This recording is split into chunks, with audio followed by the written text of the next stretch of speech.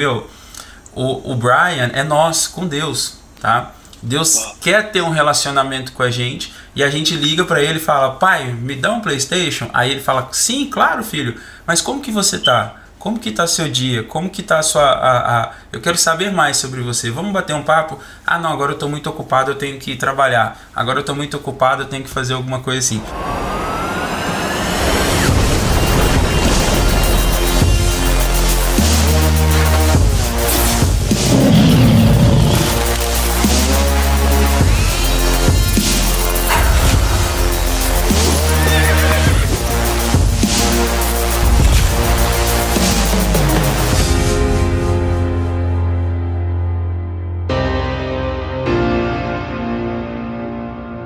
Eu lembro de uma das séries em que você leu um caderninho de oração da sua mãe.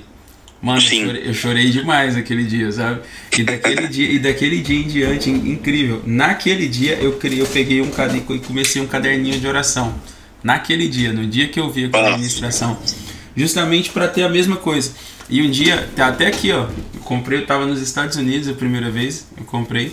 Aí eu lembro que um dia eu fui explicar pro pessoal aqui na live aqui cedo, falando assim: gente, é legal você escrever oração, porque lá na frente você vem e volta e você dá uma lidinha ali e você se constrange. Eu fui começar a ler a primeira oração que eu tinha feito no ano, e eu não consegui ler não. Comecei a chorar e já comecei, tipo, porque era tamanho o que o Deus já tinha feito e aí eu não tinha percebido. Se eu não tivesse parado, dado uma olhada ali. Isso que tu falou é muito importante, de o fato dela, com palavras simples, né? Ela vai lá e te coloca de volta, assim. Isso é muito importante, né? Isso é muito importante. E o senhor nasceu em um lar cristão, então? Então sua mãe já era cristã, o senhor já foi criado no lar cristão. Como que é isso? Então, Kaiser, eu tive o privilégio de nascer em um lar onde Jesus já estava apresentado, né? Uau. Já era o autor de toda a nossa história. Legal. Mas, porém, todavia, nós tivemos histórias dramáticas na nossa família que tiraram Jesus de dentro da nossa casa. Por decisões do meu pai, da minha mãe. Então, durante um período muito longo, meu pai se afastou de Jesus e nós vivemos as consequências daquele afastamento em todas as áreas. Minha mãe teve um processo de dificuldade emocional de compreender tudo isso, mas foi a única que não abandonou Jesus, sabe? Durante 8 anos, ela dobrou os joelhos pela minha casa, durante 8 anos. 8. Meu pai se tornou um homem muito amargo e ausente da presença de Jesus, ausente de carinho e afeto com a nossa família, principalmente comigo, que era o filho homem, que talvez aparentava ser aquele que menos precisava. Até que um dia, Jesus falou com a minha mãe num dia de oração da manhã. Minha mãe chegou em casa e falou para meu pai: Milton, Jesus vai falar com você hoje. E naquele dia Jesus falou com meu pai de uma maneira sobrenatural. Uau. Mas, dia 23 de abril de 2009, aí quem teve encontro com Jesus fui eu. E aí a nossa casa foi completamente transformada. Hoje nós vivemos um milagre poderoso dentro da nossa casa, de união, de amor, sabe? Essa semana eu tive uma conversa com meu pai sobre algo pessoal da minha vida e eu falei para ele: pai, o senhor sabia que o senhor é o meu melhor amigo? Uau! E meu pai marejou os olhos e ele falou: sim, eu sei disso, filho. E o pai é muito grato por isso. Uau, então, nós vivemos uma mudança muito poderosa dentro da nossa casa. E, Kaiser, toda a mudança, ela é poderosa quando Jesus entra. Sim. Sabe, é avassaladora a transformação que acontece na vida do homem quando ele entrega o controle ao Senhor Jesus. Sabe do que tu me falou, o que mais me chamou a atenção é o fato de que era um lar cristão, né, onde que havia já Cristo estava naquele lar, e que a sua mãe permaneceu firme e teve um encontro muito forte com Cristo, depois o teu pai, depois você. Isso me lembra, isso me mostra para mim mesmo, me reconfirma mais uma vez que, por exemplo, eu me converti sozinho com 12 anos de idade, 11 para 12 anos de idade, e com 12 anos de idade eu me batizei nas águas ali. Na época era o pastor Iel de Jesus, lá na Assembleia de Deus em Boston, e o pai da Elaine de Jesus. E depois de um tempo Olha pra você ver, aí se passaram tipo 10, 15 anos. E eu posso dizer com toda a certeza absoluta que eu conheci Jesus de verdade há exatamente um ano atrás. Em janeiro do ano passado. Porque não é, ou melhor, é como se eu conhecesse ele, mas como se ele não me conhecesse. É como se eu conhecesse Barack Obama, ou que eu conhecesse o Trump, ou que eu conhecesse o Bolsonaro, e isso não me dava acesso à sala presidencial, mas o fato dele me conhecer me dava acesso. E aí no início do ano passado eu tinha orado pedindo Deus para me dar essa experiência com ele, me dar uma experiência com Cristo assim, que fosse extraordinário. E foi, ele me deu a experiência e foi extraordinário. E aí minha vida mudou, tipo, é como se fosse um marco assim, do antes daquele momento e o depois daquele momento. Então mesmo eu tendo aceitado muito jovem, eu só fui conhecer de verdade depois daquele momento. Depois daquele momento eu pedi, Senhor, é engraçado que veio uma sede por almas. Eu não sei se contigo foi imediatamente a mesma coisa. Sim, exatamente igual. É o desejo de fazer com que todos vivam a mesma experiência que nós vivemos. Exatamente. Eu me lembro que o dia que eu aceitei Jesus, no outro dia eu comecei a orar pela salvação dos meus primos, por exemplo. Comecei a tentar evangelizar eles, eu mal sabia do que eu estava fazendo. Mas eu acho que talvez essa seja uma das principais orações do homem. Sim. Que precisa fazer. É: Jesus, me permita conhecer a tua face, sabe? Então não existe nada mais poderoso do que isso. Eu lembro que um dia eu estava aqui nesse mesmo lugar aqui, me preparando para a live. Eu sempre acordo 4h30 para fazer a live 6h01 da manhã, às vezes 4 horas da manhã. E aí eu tenho meu devocional, meu tempo com Deus aqui. E eu estava orando, e pedindo pela presença, pedindo para que Ele viesse, pedindo para que sentisse a Ele aqui. E daí do nada a sala inteira se tomou assim da presença e ficou uma coisa louca. Só que o que eu senti era como uma vergonha, era um excesso de amor dele, mas tipo uma culpa, como se fosse, sei lá, tipo, eu não sou digno de você estar aqui, tipo, era como se eu estivesse desejando a morte como se estivesse falecendo, como se estivesse desejando a morte. E aí do nada ele veio e ele acalmou e ele cuidou e foi maravilhoso. Tanto é que eu ainda brinquei com ele e falei assim: agora que você veio, faz a live no meu lugar, eu não quero fazer a live não. E cara, você tem um negócio que é muito importante, e ouvindo você falar isso fica mais claro. Nós somos criados, muitos de nós no Evangelho, a ver um Deus que está preso no Velho Testamento e que não que Deus precisasse se atualizar, mas a forma de lidar com o homem foi transformada no Novo Testamento pela perspectiva de Jesus. Sim. Mas no Velho Testamento a Bíblia diz que o homem tinha acesso à presença em um lugar chamado Santo dos Santos. Para ele percorrer todo o caminho, desde a entrada do tabernáculo, a mesa de pães, a pia de bronze, o candelabro e todos os artifícios do tabernáculo, até ele chegar no Santo dos Santos, era um processo muito demorado. Sim. E era um processo que dava a entender que o homem se justificava dentro daquele caminho, porque ele fazia o sacrifício, ele fazia o seu acesso ser possível. A Bíblia vai dizer que o sacerdote era o único que detinha esse poder e autoridade. Ele entrava com uma corda amarrada na cintura, com um sino que batia na perna, e que se ele entrasse em pecado no Santo dos Santos, ele morria. Então o sino parava de bater e o servo do sumo sacerdote, que ficava do lado de fora do templo, puxava ele para fora. Agora olha que interessante, a Bíblia diz que quando Jesus foi para a cruz, o véu se rasgou de cima a baixo. Então agora o Santo dos Santos está disponível para pecadores. O Santo dos Santos está disponível para nós, sabe? Então lá existia uma fumaça que inundava o ambiente. Por isso que nós cantamos: tua fumaça me esconde, e a tua presença é o meu prazer. Hoje não. Hoje, quando nós sentimos a presença de Jesus, ele vem. E ele vem, e quando ele vem, aí a purificação acontece, sabe? Essa pureza necessária com a presença dele.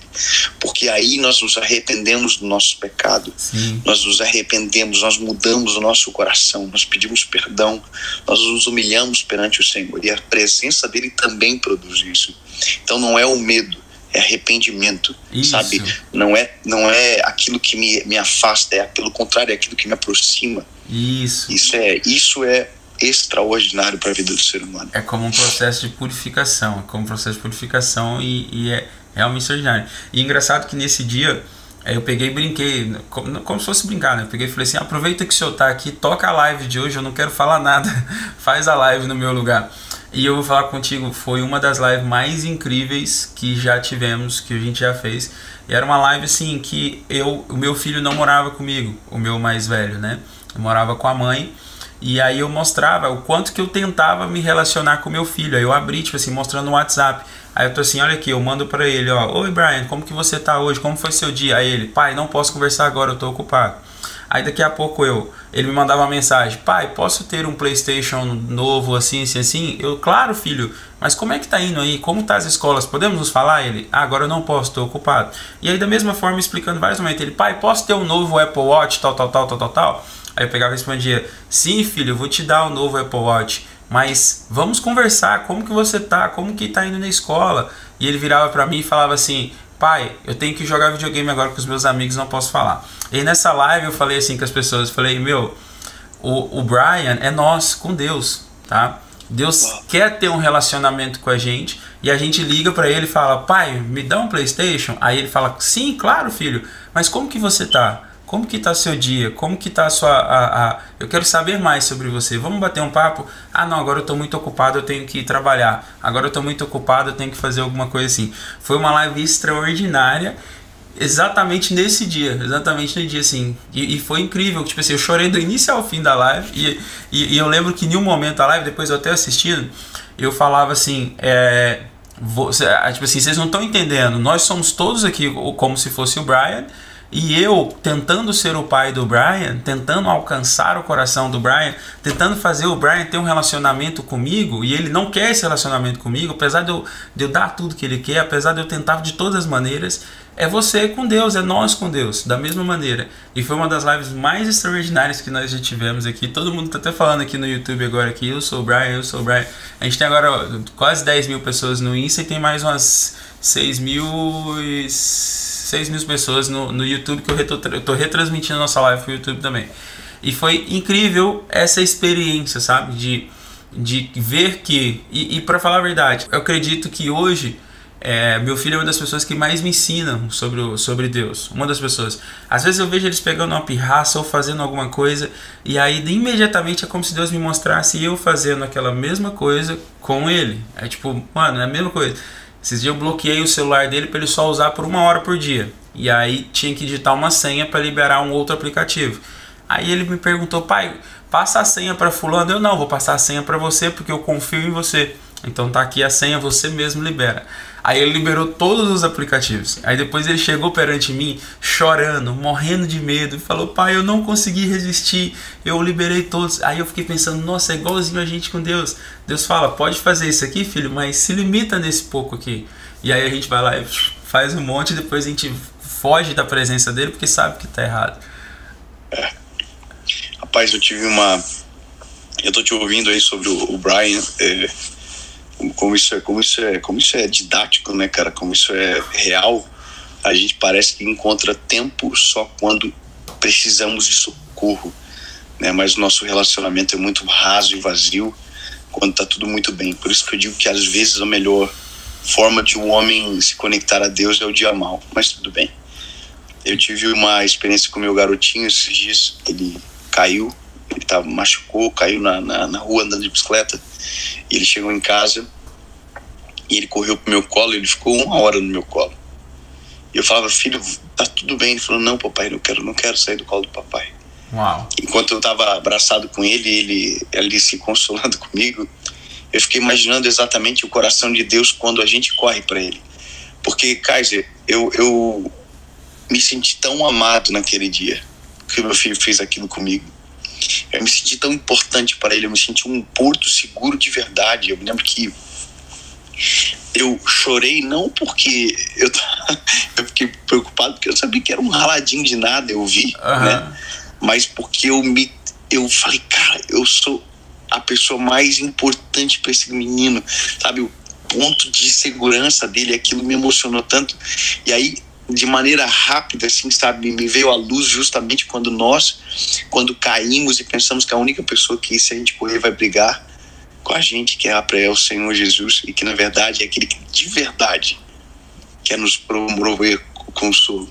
Eu sempre disse uma coisa para quando alguém, algum amigo, um casal está grávido, eu sempre digo uma coisa assim, eu quero saber a sua opinião sobre isso. Eu digo assim, quando vocês pegarem o teu filho no colo, vocês vão ter uma amostra de 0,1% do que Deus sente por você.